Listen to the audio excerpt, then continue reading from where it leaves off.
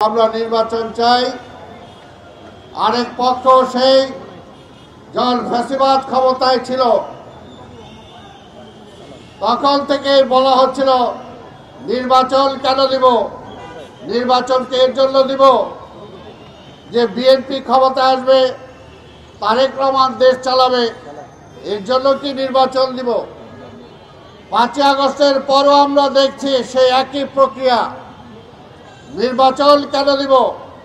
নির্বাচন এত দ্রুত দেওয়া দরকার কি? দিলেই তো বিএনপি ক্ষমতায় আসবে।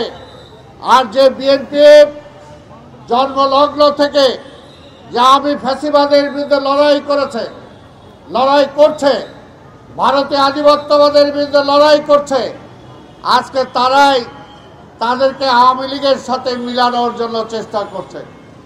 তাই সমবেত বন্ধুগণ, এই ষড়যন্ত্রের জাল ভেদ করে আমাদেরকে বের হয়ে আসতে হবে। তারা যদি এতই কিছু হয় তাহলে নির্বাচনকে ঠেকাতে চায় কেন? জনগণের রায়কে ঠেকাতে চায় কেন?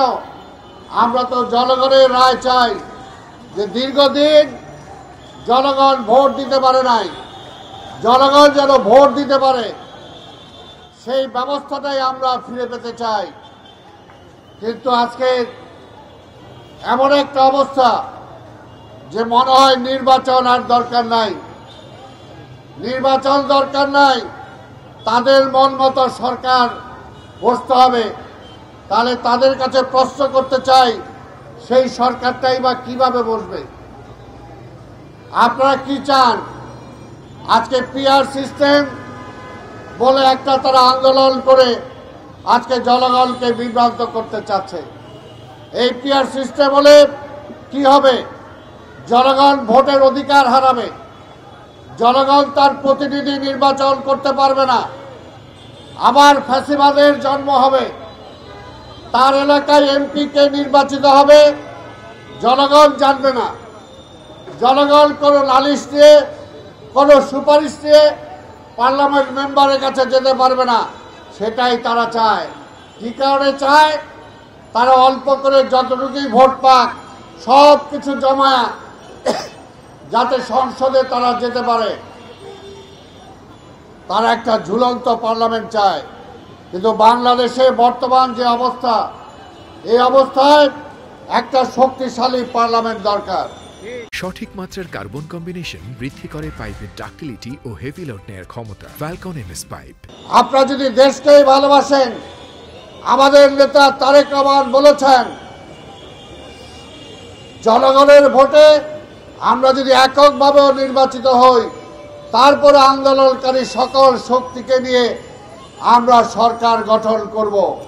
কারণ এই সরকার চালাতে হলে দেশের যে অবস্থা সব কিছু ভেঙে চলে চুরমার করে দিয়েছে ফ্যাসিবাদ, কাজে এখন সবাইকে নিয়ে ঐক্যবদ্ধভাবে দেশ পরিচালনা না করলে এই দেশকে আমরা রিপেয়ার করতে পারবো না।